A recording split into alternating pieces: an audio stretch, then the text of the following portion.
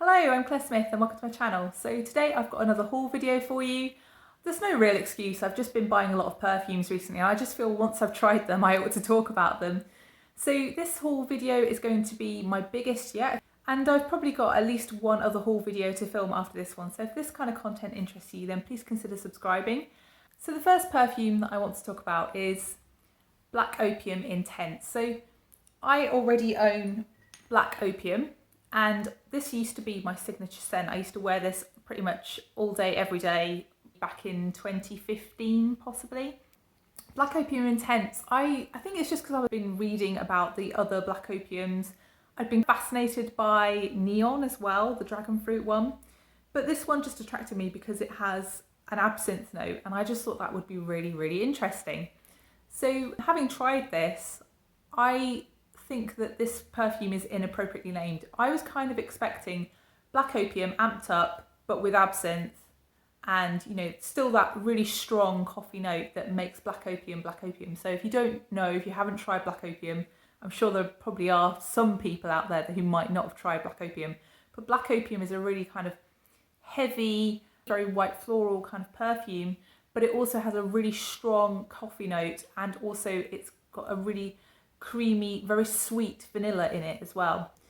So this has a top note, as I've said, of absinthe and also boysenberry. I don't think I'd know what a boysenberry really smelled like. I think it's some kind of cross between various other berries, so maybe that's just going to be a tart note in this fragrance, I'm not really sure. But to me, when I spray this, I get just a very strong alcohol opening, and it's very much a white spirited alcohol, so it's something like a vodka or something like that. I wouldn't necessarily pin it on absinthe per se. This dries down to be quite a floral, woody perfume with a bit of vanilla. It's very much not something that I would have expected from a Black Opium flanker. I don't really get the coffee at all, and I wasn't really expecting that. I was expecting more to get the coffee on top of the absinthe as a main note. I am somewhat disappointed actually, because I really thought that this was going to be Black Opium but just a little bit more intense, which is what the name is. But I think the best thing about this is the absinthe. I think the absinthe really does make this fragrance interesting. Would I buy this fragrance having smelt it and tried it? I don't actually think I would actually. I don't think it's that distinctive or that different from anything else in my collection to warrant me having this. I do enjoy it, but I just don't think that it's different enough. I sort of describe this fragrance as something, if Black Opium's the clubbing fragrance, I would say this one is a settled down with 2 children and, you know, going out to dinner, that kind of fragrance. So that's Black Opium Eau de Parfum Intense. So the second fragrance in this video is going to be a Moschino fragrance. I don't think I'd tried any Moschino fragrances prior to buying this one. I think that I'd overlooked the brand because of the bottles and just how kind of cartoony they are really. I mean, I've been wanting to try I Love Love, and yeah, I don't know why I haven't bought it, but there's been something about it that has just not made me buy it. But I bought this one not actually meaning to. Again, this seems to happen to me a lot. So I actually meant to buy another fragrance from Moschino, and I did buy that one, but it also came in a bundle with this fragrance. So the fragrance that I bought was Moschino Funny.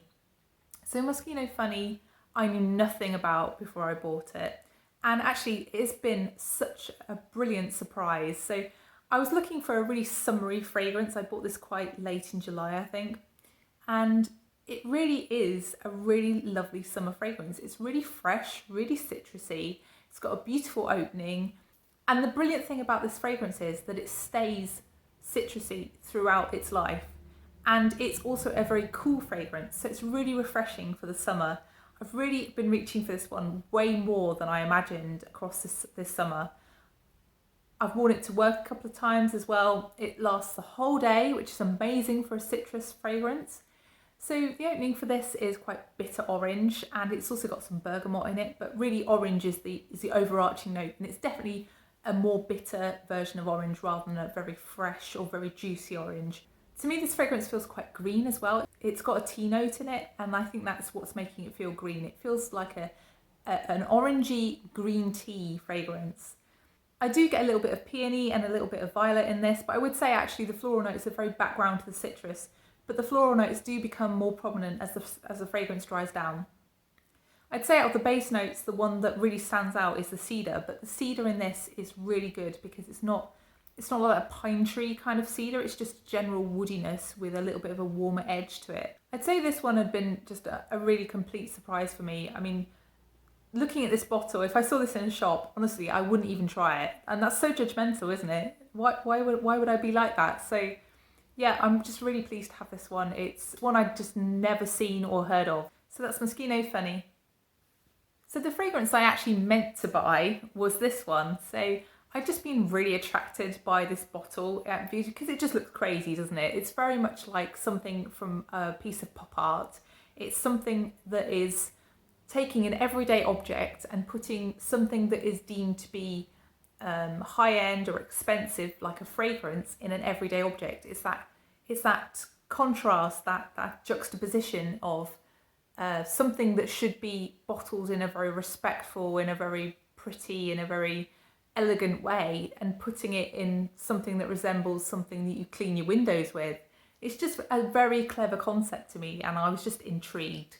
So this is Moschino Fresh Couture, and the fragrance was actually released in 2015, and it's an Alberto Marias, who is the guy who actually formulated Daisy and various other fragrances that are also very, very famous. So the bottle itself just makes you think that this fragrance is going to be fresh, perhaps even an aquatic or maybe ozonic fragrance, perhaps something a little bit citrusy like window cleaner can be. And yeah, I do think it's a little bit citrusy. I think it has a very prominent bergamot note in the opening, but it's also quite floral. So to me, there's a lot of peony in this fragrance. There's also a bit of like background fruitiness. So there's background raspberry in this fragrance. And then there's something that's creamy and a little bit leather-like, which I assume is the osmanthus. It's a really weird fragrance, this. It's not how I would have imagined it would smell from how it's bottled and the colour of the fragrance. It does have woody notes and patchouli at the bottom, but I think if you hate patchouli, this is a safe fragrance. It's quite light on the patchouli. I think out of the two, out of this one and Funny, I actually prefer Funny, which is quite ironic because this is the fragrance that I actually wanted. But I will keep it because of the bottle. It's just such a crazy bottle, and I absolutely love having this in my collection. I absolutely loved Chanel's 2014 collection. Chanel set up an entire catwalk in a supermarket and then made all of the products in the supermarket as well. And it was just so clever, such a clever concept. And I really feel like this fragrance coming out in 2015 was just completely channeling Chanel's catwalk show of 2014. And I just think that's fascinating. I love the kind of the history of fashion and the ideas behind fashion and how art influences fashion. And I really feel like this is a part of art influencing perfume and perfume design and perfume bottling.